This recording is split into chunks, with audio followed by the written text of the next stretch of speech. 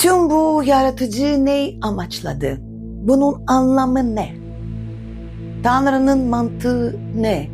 Gibi şeyleri anlamaya çalışmak hikayeleri komik.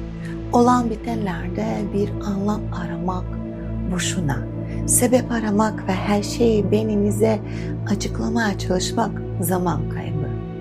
Kafamızın içindeki o küçük kardinal var ya, her şeye bir açıklama ister. Çünkü onun için bilinmeyen eşit tehlikeli.